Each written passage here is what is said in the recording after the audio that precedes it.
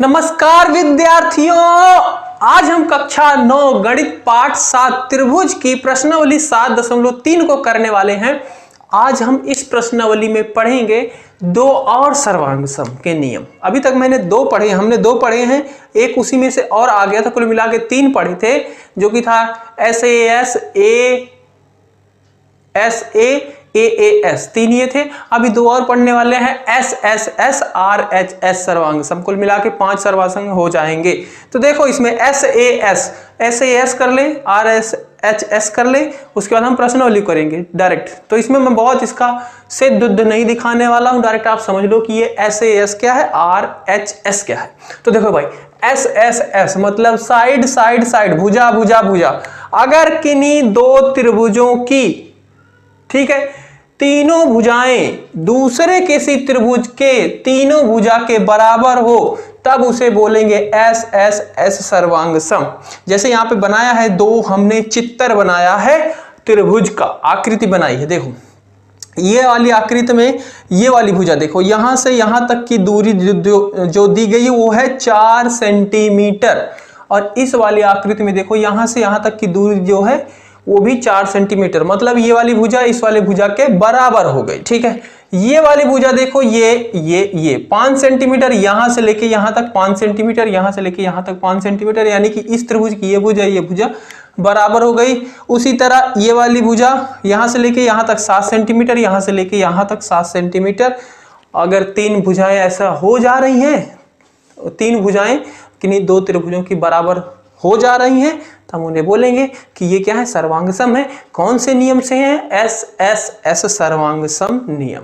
ठीक है, SSS सर्वांग सम नियम ये है। RHS सर्वांग सम नियम क्या है? RHS, R का मतलब है राइट एंगल, यानी कि समकोण। समकोण मतलब हमने बताया था आपको, त्रिभुज के बारे में शायद नहीं बताया, समकोण कोण बताया है। ठीक है, तो समकोण कोण क्या होता है? जो 90 अंश का कोण बनाए उसे बोलते हैं समकोण। तो ये R का मतलब है यहां पे राइट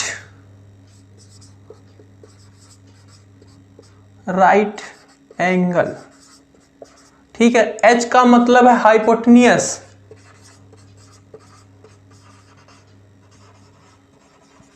और S का मतलब है साइड। अगर हम हिंदी में बताएं तो ये इसका मतलब समकोण, इसका मतलब कर्ण, और इसका मतलब भुजा। ठीक है, कर्ण। अब समकोण क्या होता है? त्रिभुज होता है। तो कोई ऐसा त्रिभुज हो, कोई दो ऐसा त्रिभुज हो जिसका एक कोण 90 अंश हो, यानी कि जैसे इन दोनों त्रिभुजों को मैंने बनाया यहाँ पे, तो इसका ये वाला कोण क्या है? 90, ये भी 90, तो ये दोनों क्या हुआ? बराबर हुआ। कर्ण इसे बोलते हैं। ये जब कोई समकोण त्रिभुज होगा तो उसमें 3 चीजें आती हैं। ये मैंने बनाया एक समकोण त्रिभुज, इसको याद कर लेना, आपको अभी यूज होना शुरू हो जाएंगे। अगर कोई समकोण त्रिभुज है तो उसमें 3 चीजें पढ़ी जाती हैं। इस नीचे वाली भुजा को बोलते हैं, जो बिल्कुल नीचे होगी, इसको बोलते हैं आधार।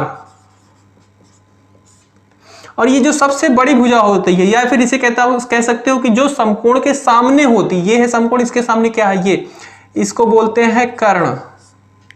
ठीक है, और ये जो होती है ऊपर, इसे बोलते हैं लंब। जो ऊंचाई होती है इसे बोलते हैं लंब। हिंदी में इसे अंग्रेजी में हाइपोटेन्यूस, एल्टीट्यूड, बेस। हिंदी में लंब, कर्ण, आधार। तो इसे समझना, राइट एंगल, एक कोण क्या होना चाहिए? 90 अंश होना चाहिए, हाइपोटेन्यूस बराबर होना चाहिए। तो इसका त्रिभुज का देखो, ये है यहां से यहां तक की दूरी क्या है? 5 सेंटीमीटर, इसकी भी यहां से यहां तक 5 सेंटीमीटर, यानी कि ये वाली भुजा इसके बराबर है, हाइपोटेन्यूस बराबर हो, और एक भुजा कोई सी बराबर हो। तो मैंने इधर ये वाली बना दिया कि ये 4 सेंटीमीटर इसके बराबर है, ये इसके 4 सेंटीमीटर, ये दोनों बराबर हो। ये भी हो सकता है कि ये वाली इसके बराबर भी हो। तब ऐसी स्थिति में जब दो त्रिभुजों की एक कोण बराबर हो, और वो कोण कितना हो? 90 अंश का हो। ठीक है, और उसका कर्ण बराबर हो, कर्ण वाली साइड जो है वो बराबर हो, और एक कोई भुजा बराबर हो, तब हम उसे बोलते हैं कि वो दोनों त्रिभुज क्या है? सर्वांग सम है। कौन से नियम से हैं? तो RHS नियम से सर्वांग सम है। तो ये मतलब है इसका।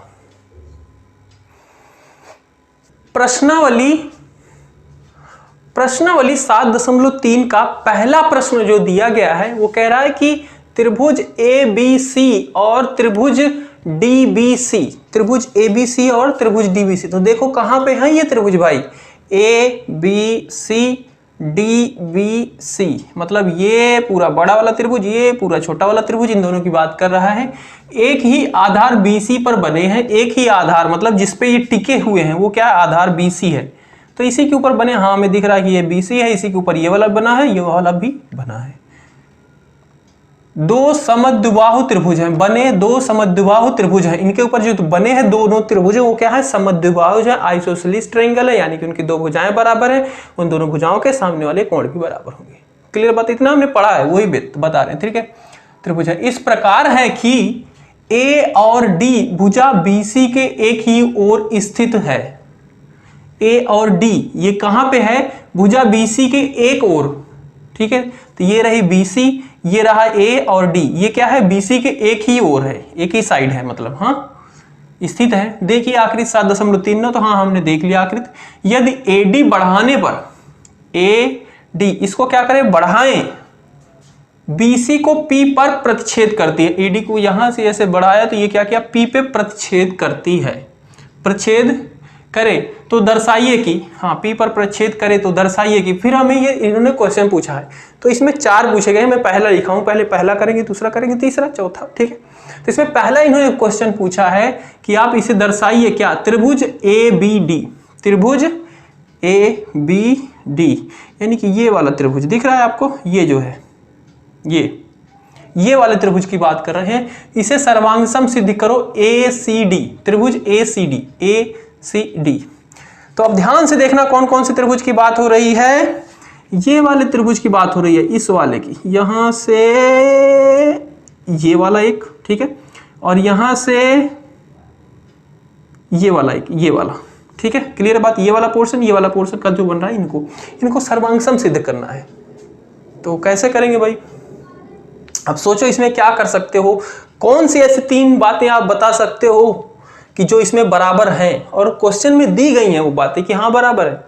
तो देखो भाई बहुत ही ज्यादा सोचने वाली बात नहीं है, बहुत ही आसान सा है। देखो ये वाली भुजा AB, भुजा AC बता सकता हूँ, हाँ बता सकता हूँ, पर क्यों, कैसे, क्योंकि ये क्या है, समद्विबाहु त्रिभुज है। समद्विबाहु त्रिभुज की दोनों भुजाएं बराबर होती हैं, दो भुजाएं बराबर होती हैं।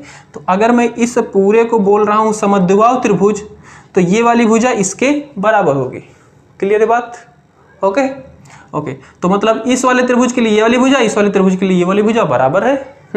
दूसरी बात देखो, ये वाली भुजा BD और DC में बराबर बता सकता हूं, हाँ इसे भी बता सकता हूं। कैसे, क्योंकि इसमें प्रश्न में बोला गया है कि ये वाला त्रिभुज भी समद्विबाहु है, यानी कि ये वाली भुजा इसके बराबर होगी, इस वाली त्रिभुज की ये वाली भुजा इसके बराबर होगी, ये भी दिया गया है। अच्छा अब क्या बताएं, और आप बीच वाली रेखा देखो AD, ये क्या है, इस वाले त्रिभुज और इन दोनों त्रिभुजों में क्या है, बीच में है, उभयनिष्ठ है, तो ये दोनों के लिए क्या है, बराबर है।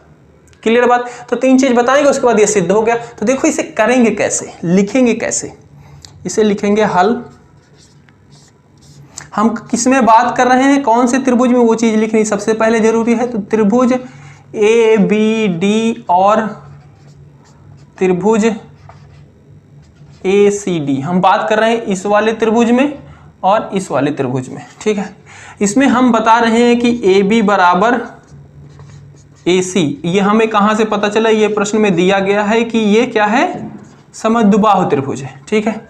उसके बाद बात करते हैं BD बराबर DC, BD बराबर DC, ये भी क्या है, ये भी हमें प्रश्न में दिया गया है कि ये छोटा वाला त्रिभुज भी क्या है, दोनों समद्विबाहु हैं, तो ये भी दिया गया है। उसके बाद AD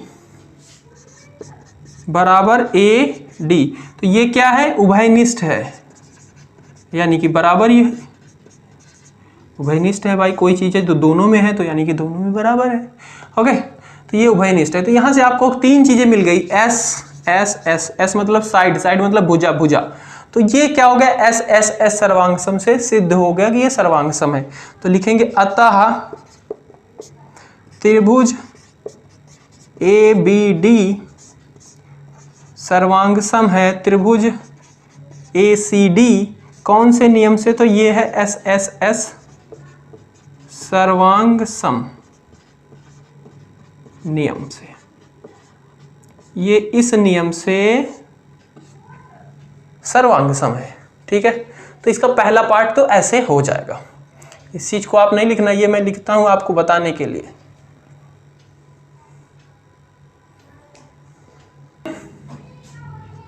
इसी में देखिए, इसी का दूसरा पार्ट बोला गया है कि ABP, आपको दर्शाना है कि ABP त्रिभुज ABP यानी कि ये वाला त्रिभुज, ठीक है, ये त्रिभुज सर्वांगसम दर्शाओ ACP इस वाले त्रिभुज की। पहले हमसे क्या सिद्ध कराया, ये वाला त्रिभुज जो ऐसे बना है, ये वाला त्रिभुज इसके बराबर हमने सिद्ध कर दिया। ठीक है, अब कह रहा है कि ये वाला त्रिभुज इस वाले त्रिभुज के बराबर सिद्ध करो। क्लियर हो रही बात, ये पूरा त्रिभुज और ये पूरा इसके बराबर सिद्ध करना है, बस सीधी सी बात है। अब बताओ आप इसमें क्या चीजें ऐसे बता सकते हो कि ये दोनों बराबर हो जाए। अरे तो इस यहाँ पे तो आपको सीधा ही दिख रहा है कि ये वाली भुजा इसके बराबर बता सकते हैं भाई। बात हो रही है इस वाले त्रिभुज की, इस पूरे की और इस पूरे की। ठीक है, तो ये वाली भुजा क्या है, इस वाले त्रिभुज में, ये वाली भुजा इसके इसमें है और ये दोनों बराबर है। क्यों है, तो हमने पहले देख लिया, क्या था अभी, समद्विबाहु त्रिभुज की वजह से। ठीक है, अच्छा और क्या बता सकते हैं बराबर,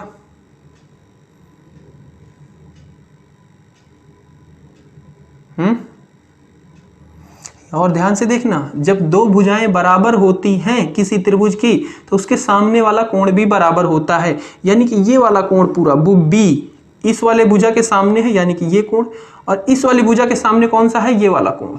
आप ये बीच वाला भूल जाना, ये सब आपको नहीं देखना चाहिए। पूरी की बात हो रही ये वाली रेखा, इसको भूल जाओ। इस त्रिभुज को ध्यान से देखो और फिर इस त्रिभुज को ध्यान से देखो, तो आपको पता चलेगा ये वाला कोण इसके बराबर होगा। दो चीजें बता दी। ठीक है, क्योंकि हमने ये पढ़ा था कि समद्विबाहु त्रिभुज की सामने के कोण सम्मुख कोण बराबर होते हैं, ये सिद्ध भी किया था। अच्छा तीसरी क्या बताएंगे, अरे तीसरी तो आपको बीच में दिख रही AP जो भुजा है, ये क्या है, दोनों में उभयनिष्ठ है। क्लियर बात, अब करते हैं इसको, लिखेंगे कैसे, लिखने का बहुत ही फंडा आसान सा है। हल में लिखेंगे त्रिभुज ABP और त्रिभुज ACP में, इसमें बात कर रहे हैं। इसमें सबसे पहले बता देते हैं AB बराबर AC, क्योंकि ये दिया गया है, क्योंकि ये समद्विबाहु त्रिभुज है, प्रश्न में दिया गया है। उसके बाद भुजा बता देते हैं, उसके बाद कोण बता देते हैं, ये वाला कोण यानी कि ABP कोण ABP बराबर कोण ACP। ठीक है, और ये कैसा कोण है, ये हमें पता चला, हम पहले ही पढ़ चुके हैं कि आइसोसेलेस ट्रायंगल यानी कि समद्विबाहु त्रिभुज के सम्मुख कोण बराबर होते हैं, या फिर त्रिभुज के सम्मुख भुजा के सम्मुख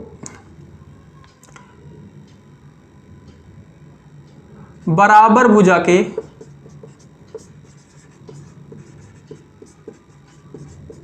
सम्मुख कोण बराबर होते हैं, बस बात खत्म। ठीक है, सम्मुख कोण बराबर होते हैं। और ये फिर बची AP बराबर AP, ये क्या है, उभयनिष्ठ है, ये दोनों में कॉमन है, उभयनिष्ठ है। तो यहां से देखो, एक तो भुजा कर दी, दूसरी भुजा कर दी, एक कोण कर दिया, तो ये आपका बन जाएगा SAS सर्वांग सम। ठीक है, तो यहां पे लिखेंगे अतः त्रिभुज ABP सर्वांग सम है त्रिभुज ACP, और ये कैसे है, SAS सर्वांग सम नियम से। ठीक है, ये इस नियम से सर्वांग सम है। तो दूसरा पार्ट भी हो गया इसका, ऐसे करना है। तीसरा दिया गया है इसमें, AP कोण A और D दोनों को समद्विभाजित करता है। AP क्या है, ये एक भुजा AP, ये भुजा है, ये क्या कर रही है, कोण A मतलब ये वाले पूरे कोण और कोण D यानी कि ये वाले पूरे कोण को समान भागों में बांट रही है। समद्विभाजित का मतलब समान भागों में बांटना, मतलब दो भागों में कर देना, बिल्कुल बराबर वाले। ये चीज आपको दर्शाना है कि ये कैसे कर रही है भाई। कैसे दर्शाओगे कि ये AP जो भुजा है, ये कोण A को दो भागों में बांट रही है, मतलब ये वाला कोण इसके बराबर, ये वाला कोण इसके बराबर, ऐसा कर रही है। इसको कैसे आप दर्शाओगे, दिखाओगे सामने वालों को, ये देखो ऐसे कर रही है, ये हुआ था, इसलिए हम इसे कह सकते हैं कि हाँ ये बराबर है।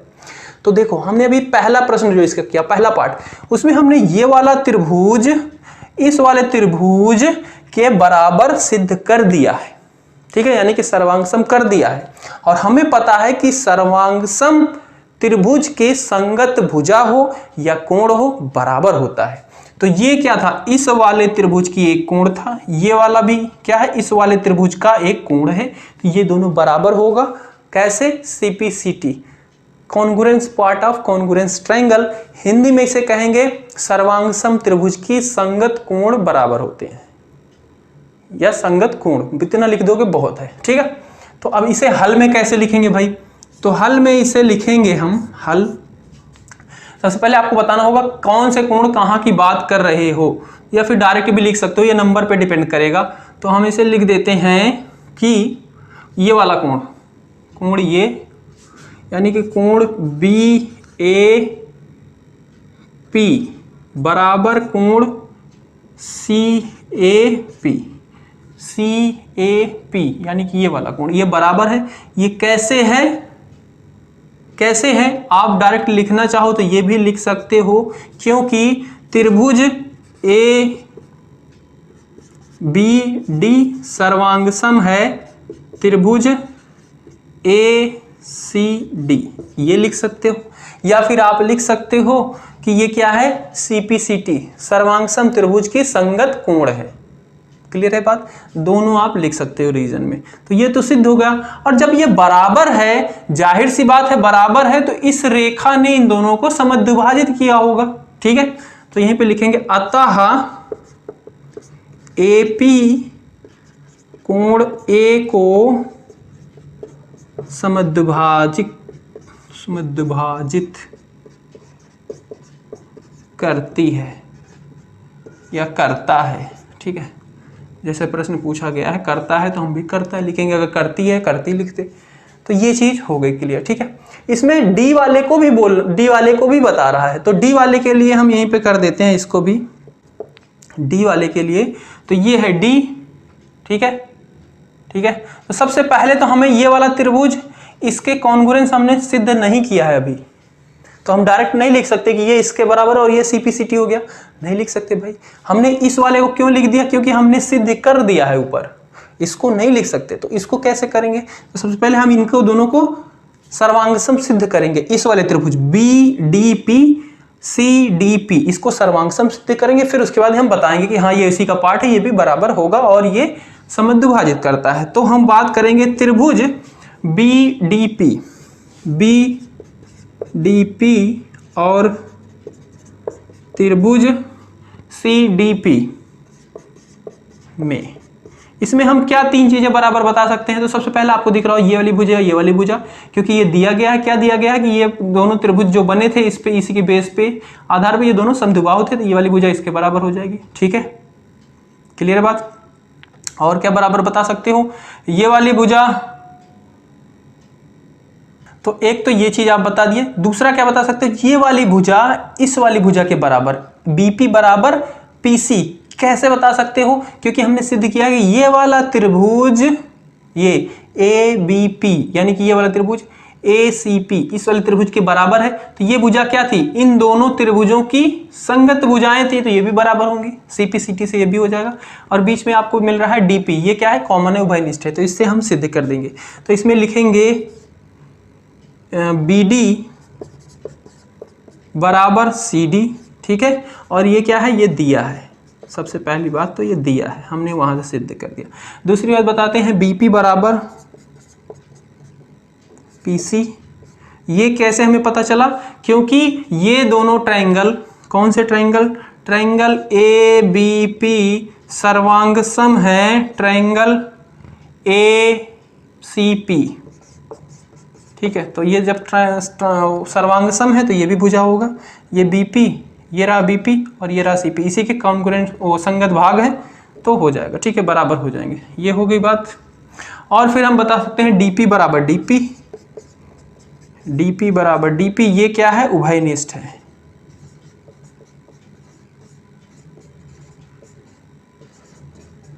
तो देखो भाई क्या बता, 3 भुजाएं बता दी, यानी कि ये अतः एस एस एस, अरे नहीं, अतः त्रिभुज BDP सर्वांग सम हो जाएगा त्रिभुज CDP। और ये किससे हुआगा, SSS सर्वांग सम नियम से, इस नियम से। तो ये सिद्ध हो गया कि ये सर्वांग सम है। अब हमारा जो एक्चुअल में क्वेश्चन था जिसके लिए हमने करा, उस पे देखो डी दोनों को क्या करेगा, APD को समद्विभाजित कर रहा है, APD को समद्विभाजित कर रहा है, यानी कि ये वाला कोण इसके बराबर बताना था। तो अब क्या लिखोगे, क्या लिखोगे भाई, मैं इसको कहाँ पे लिखूं, इधर लिख देता हूं, हाँ यहाँ पे लिख रहा हूं कि कोण, ये वाला कोण BDP, कोण BDP बराबर कोण CDP, और ये कैसा हुआ, CPCT, सर्वांगसम त्रिभुज के संगत कोण है ये, और संगत कोण हो या भुजा हो बराबर होते हैं। तो सर्वांगसम त्रिभुज कौन सा, ये वाला त्रिभुज, इसका और इसके क्या है, संगत कोण है। तो ये बराबर हो गया। अगर ये बराबर हो गया, अतः AP कोण D को समद्विभाजित करता है। समझ रहे हो बात, समद्विभाजित करता है, ये चीज भी सिद्ध हो जाएगी। तो इस तरीके से इसका तीसरा भाग था। तो देखो चौथा प्रश्न है, चौथा प्रश्न कह रहा है AP रेखा BC का लंब समद्विभाजक है, मतलब लंब है, मतलब 90 अंश का कोण भी बना रहा है और उसको समान 2 भागों में बांट भी रहा है। ठीक है, तो ये हमें दर्शाना है, किस कौन सी, ये है AP, ये क्या है, BC पर लंब है और इस रेखा को BC को 2 बराबर भागों में बांट रही है, ये हमें दर्शाना है। तो भाई कैसे दर्शा सकते हैं, कैसे बता सकते हैं, तो देखो इसके लिए हम एक चीज कर सकते हैं, BP बराबर लिख सकता हूं PC, हाँ लिख सकता हूं। क्यों लिख सकता हूं, बात यह है, तो हमने सिद्ध कर दिया है कि ABP त्रिभुज ABP ये क्या है, सर्वांगसम है त्रिभुज ACP, ये वाला त्रिभुज सर्वांगसम है इस वाले त्रिभुज के। तब हम लिख सकते हैं कि ये वाली भुजा इसके बराबर है, तो इस वाले त्रिभुज की ये भुजा, इस वाले त्रिभुज की ये भुजा बराबर होगी। हो गया, ठीक है। और क्या लिख सकते हैं कि ये कोण, कौन सा कोण, ये वाला कोण, ठीक है, ये इतना कोण, ये इतना कोण, ये दोनों कोण भी बराबर होंगे। क्यों होंगे, क्योंकि ये दोनों क्या है, सर्वांगसम है त्रिभुज। ठीक है, तो इसको मैं लिख सकता हूं कोण APB बराबर कोण APC, यही रीजन इसमें भी दे देंगे, क्योंकि ये वाला पूरा त्रिभुज क्या है, इस वाले पूरे त्रिभुज के सर्वांगसम है, तो ये इसका सम्मुख कोण है, ये भी बराबर होगा। ठीक है, तो यही चीज उसमें भी लिख देना, इस वाले के रीजन में भी। ठीक है, अब क्या कर सकते हैं, अब हमें एक चीज, ये तो सिद्ध हो गया कि ये क्या, AP रेखा BC को समद्विभाजित कर रही है, ये तो हमने बता दिया कि हाँ BP बराबर BC है, ये इसलिए है, ये तो सिद्ध हो गई। पर ये कह रहा है कि उस पे लंब है, लंब है यानी कि 90 अंश का कोण बना रहा है, तो ये हमें 90 अंश भी सिद्ध करना है। APB और APC ये दोनों कोण क्या है, 90 अंश सिद्ध करना। अब कैसे करेंगे, उसको भी करना पड़ेगा भाई। हाँ, कैसे होगा, तो हम इसे लिख सकते हैं, आपको पता है कि इस वाले कोण का प्लस इस वाले कोण का जोड़ क्या होगा, 180 के बराबर लिख सकते हैं, क्योंकि ये दोनों कोण क्या है, एक रेखा के ऊपर है, और एक रेखा के ऊपर कोण जो बनता है 180 का बनता है। ठीक है, तो मैं इसको लिख सकता हूं कि त्रिभुज कोण APB प्लस कोण APC बराबर 180 अंश। हाँ जी, बिल्कुल लिख सकता हूं। अब देखना, अभी हमने सिद्ध किया APB बराबर APC, तो मैं APB की जगह पे APC लिख सकता हूं। हाँ जी, बिल्कुल लिख सकता हूं, APC लिख दिया प्लस APC बराबर 180, और यहाँ से हो जाएगा 2 APC बराबर 180, और यहाँ से APC बराबर 90। 2 उधर जाएगा, भाग हो जाएगा भाई, 2 इसके साथ था, इसने भगाया उसे, हो गया गुस्सा, बिल्कुल विद्रोह करेगा, वो जैसा था बिल्कुल उसके उल्टा हो जाता। तो यहाँ पे गुणे में था, उधर जाके भाग में हो जाएगा, 180 में से भाग कर देगा और ये इधर कर देगा, इसे 90 बना देगा। तो यानी कि APC बराबर 90 हो गया, APC यानी कि ये वाला 90 हो गया, और APC बराबर है क्या ABP, तो यानी कि ये वाला भी 90 और यही चीज कह रहा था और हमने सिद्ध कर दिया। तो इस तरीके से आपका था पहला प्रश्न।